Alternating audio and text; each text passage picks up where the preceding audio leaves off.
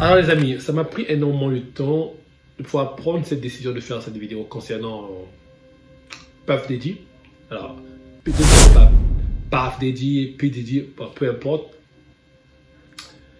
En fait, ce que j'ai remarqué que il n'y a pas de nombreuses chaînes qui ont essayé quand même de se mettre du côté de Puff Daddy. Oublions que Puff Daddy est une personne qui a une peau noire, donc c'est une personnalité black. Alors, pour les gens qui vivent un peu aux États-Unis, ils comprennent un peu ce que je veux dire par là. Les seules chaînes, je pense qu'il y a au moins 2 chaînes que j'ai regardées qui ont eu à parler de Puff Daddy, peut-être dans un bon côté, mais la majorité des chaînes que j'ai regardées, plus d'une dizaine de chaînes, ont traité de Puff Daddy de démon, de violeur, en fait, ils ont traité tous les mots que vous connaissez, tous les mots que vous connaissez là. Donc, tous les mots que vous connaissez là, tous les mots négatifs. Alors, la raison pour laquelle aussi je fais cette vidéo, tout simplement parce que je pense que la communauté noire n'est pas encore prête à pouvoir protéger ses siens. Parce que lorsque tu vis aux États-Unis, lorsque tu es noir, pouvoir arriver au niveau de Puff Daddy, je dirais que c'est un grand travail. Donc ce monsieur a eu à effectuer un grand travail. C'est un monsieur qui a travaillé dur pour y arriver. Mais malheureusement, la communauté noire, toujours dans l'émotion, ils n'essayent pas d'analyser la situation, toujours à donner des conclusions, comme les médias, comme d'habitude. Alors, moi la dernière fois, je me suis fait interviewer par une femme, bon, une femme blanche, je dirais, qui m'a demandé quelle était ma position concernant Puff Daddy. Alors, j'ai répondu à la dame que moi, je ne mettrai pas de commentaires. Au contraire, ce que moi je dirais, j'aimerais bien savoir qu'est-ce qui a poussé que Puff Daddy puisse se comporter de la sorte envers les femmes. D'accord? Alors, une fois de plus ici, je ne suis pas un défenseur de Puff Daddy. Donc, tous ces crimes qu'il a commis, alors s'il est responsable, ils vont payer les conséquences. Donc, il va reprendre devant la justice. Et de plus, actuellement, il est incarcéré ici aux États-Unis, dans la prison de Brooklyn. Dans la prison fédérale de Brooklyn. Donc je vous apprends rien, il y a beaucoup de vidéos qui en parlent déjà sur YouTube. Mais ce que je trouve aberrant, c'est juste que la communauté noire, on a un manque d'union, quoi. Il n'y a pas l'union. Parce que l'une des chaînes que j'ai regardées qui a parlé du bon côté de Puff Daddy, qui a compris que c'est vrai. Il n'y a personne qui est parfait dans ce monde. Nous tous on commet des erreurs, on commet des fautes. Ouais, concernant Puff Daddy, il allait très loin, je suis d'accord. Il allait très loin, je pourrais dire. Mais il faut quand même reconnaître que ce monsieur a permis à la musique noire de pouvoir être élevée sur un autre plan.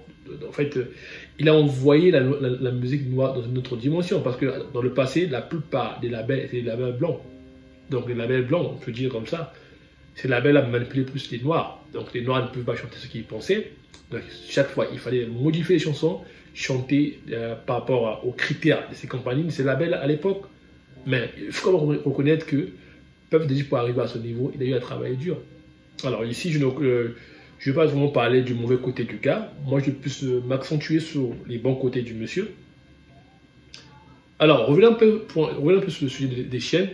L'une des chaînes que j'ai regardé qui a parlé un peu du bon côté de Puff Daddy, c'est la chaîne Stéphanie Mida. Elle, au moins, elle n'est pas restée dans l'émotion. Elle a quand même dit un peu les vérités. Voilà, j'ai quand même apprécié ce qu'elle a dit à concernant Puff Daddy. Oui, c'est vrai, il faut condamner les violences contre les femmes. Et surtout, la vidéo par rapport à Cassie, je ne l'ai pas regardée parce que j'étais vraiment effrayé de regarder comment il s'est comporté envers Cassie. C'était quelque chose qui n'est pas acceptable, inadmissible, d'accord? Violenter une femme qui ne te fait rien, qui ne se défend pas, c'est quelque chose que j'ai condamné. Voilà, une fois de plus, si Puff Daddy a réellement toutes ces charges qui sont contre lui, s'il est responsable, il va reprendre devant la justice. Déjà, il a essayé de faire beaucoup, il a essayé de payer 50 millions de dollars, qui est une liberté provisoire. Vous avez vu que le tribunal américain a refusé. Donc, alors, mais, il y a une chose qui continue toujours à m'attirer. Est-ce que le système n'est pas contre Puff Daddy? Voir un homme noir arriver à ce level-là. Parce que ce que j'aurais appris aussi, que Puff Daddy avait porté plainte à Ciroc, c'est pas la compagnie de vin, je pense, de whisky, je pense bien.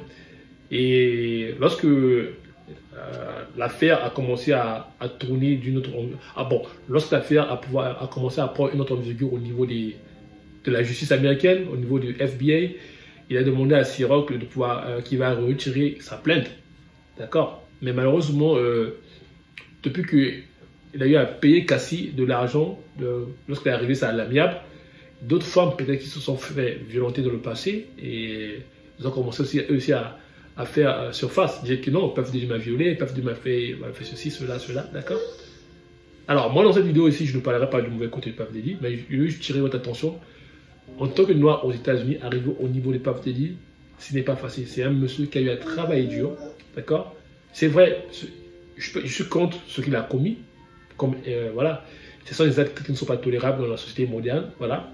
Si, comme je l'ai dit une fois de plus, si c'est ces charges qui sont contre lui, il est coupable, il va payer devant la justice, il va le payer, d'accord? Mais il faut que la communauté noire apprenne aussi à un moment à pouvoir utiliser son cerveau que d'être dans l'émotion. La majorité des chiennes qui jouent à regarder, au moins une dizaine de chiennes, ne parlent que du mal en Puff Daddy. Alors si nous les noirs, on n'essaie pas de peut-être, je peux dire, de protéger Puff Daddy, je sais, et d'essayer un peu de faire la langue de bois, d'essayer d'un peu de se mettre au milieu, d'essayer de comprendre qu'est-ce qui s'est réellement passé, parce que lorsque tu es noir aux États-Unis, le système ne veut pas voir les noirs réussir comme Puff Daddy. Être milliardaire aux États-Unis en tant que noir, c'est inadmissible par le système. Et aussi, la justice américaine est contre les noirs. Parce qu'il y a beaucoup de noirs dans le passé qui se sont fait incarcérer ici par l'incompétence de certains juges ou l'incompétence de certains tribunaux. D'accord? Et voilà. Donc, moi aujourd'hui, je me mets juste du côté, je me mets au milieu de cette situation et j'essaie d'analyser pourquoi, qu'est-ce qui a réellement poussé Puff Daddy de se comporter de la sorte envers les femmes. Une fois de plus, j'ai condamné l'action j'ai condamné toute forme de violence envers Cassie, j'ai condamné parce que c'est inadmissible, parce que c'est une vidéo que je n'ai même pas pu regarder jusqu'à la fin, parce que c'était vraiment affreux de la regarder jusqu'à la fin. Mais moi, ici, j'interpelle juste la communauté noire à éviter d'être dans l'émotion. Essayer un peu de protéger nos siens, essayer un peu de faire la langue de bois, parce que toutes les chaînes, on parle que des mal de Puff Daddy. Chez les Blancs, on parle mal de Puff Daddy, il est traité de démon, il est traité de tout, de maniaque, tous les mots que vous connaissez là, tous les mots péjoratifs que vous connaissez. C'est de la sorte que Puff Daddy est traité. Alors, si nous, on ne protège pas nos siens, qui va les protéger? Bon, une fois de plus ici, je ne prends pas la part de Puff Daddy, mais je dis juste la vérité. Nous, les Noirs, nous sommes trop dans l'émotion. Voilà, on est facilement manipulable. Voilà, on peut nous manipuler avec les billets d'argent parce que, voilà, ce que moi je pense, si Puff Daddy est arrivé jusqu'à ce point, c'est juste que il y a quelqu'un qui est derrière qui l'a envoyé à faire ce genre de choses. D'accord? Et voilà, moi, une fois de plus ici, je ne prends pas la part de Puff Daddy, mais c'est juste que je me mets au milieu. Je reconnais que l'homme, il a travaillé dur pour arriver à ce point-là. Et toutes ces femmes qui l'ont porté plainte, malheureusement, Puff Daddy n'a pas d'argent dans son compte. Tout l'argent qu'il a en compte, il a mis ça au nom de sa mère, ses filles, de ses enfants. Ces deux maisons sont mises au nom de ses enfants. Donc, lui, là où il est, il n'a pas le bien. Le seul truc qu'il a, c'est le label. Il n'a pas d'argent. Vous voyez un peu? Donc, Puff Daddy nous a fait une Achraf Hakimi. Donc, les amis, nous les Noirs, une fois de plus, revenons au sujet du jour. C'était juste une parenthèse. C'était juste une parenthèse, les amis. Donc, nous les Noirs, on doit en fait éviter d'être un peu dans l'émotion. D'accord? Essayer d'analyser la situation parce que si on ne protège pas nos siens, pardon, qui va les protéger? Parce que la justice américaine est faite contre les Noirs. D'accord? Là où Puff Daddy il est incarcéré, il peut faire la prison à vie. Donc, si certains influenceurs noirs ne font pas des vidéos d'aller un peu dans le sens de Puff Daddy, parce qu'il y a des femmes qui viennent témoigner, qui racontent aussi des mensonges, parce qu'ils veulent juste gagner de l'argent, ils savent que le monsieur est milliardaire, on va prendre l'argent qu'on peut. Parce qu'ici, c'est ça. Donc, la justice est faite pour protéger les femmes. Et voilà, les femmes peuvent dire tout ce qu'ils pensent, Et une fois de plus ici, je ne dis pas que ce que Cassie a raconté, c'est faux, mais il y a aussi une partie, il y a des mensonges qui ont été racontés, juste pour essayer de pouvoir extorquer de l'argent auprès du peuple dédié.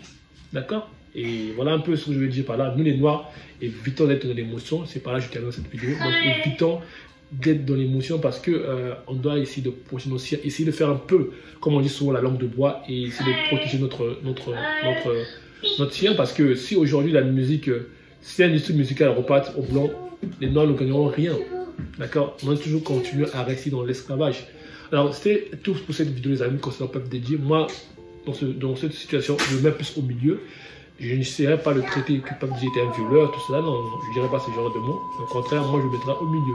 Alors, j'espère que vous avez aimé cette vidéo. Je demande juste de la partager, de la liker parce que il n'y a pas assez de vidéos qui ont eu à parler un peu bien du Pape Dj parce que la majorité des vidéos ont eu à traquer, à parler du mal de Pape Dj. Voilà, et aussi, il y a au moins 2 chaînes que j'aurais dû regarder qui ont parlé du bien de Pape Dj. C'est Stéphanie Mbida, d'accord, et notre chaîne, j'ai oublié le nom. Donc, si le nom me revient dans la tête, je le mentionnerai dans la section commentaires. Donc, merci une fois de plus les amis.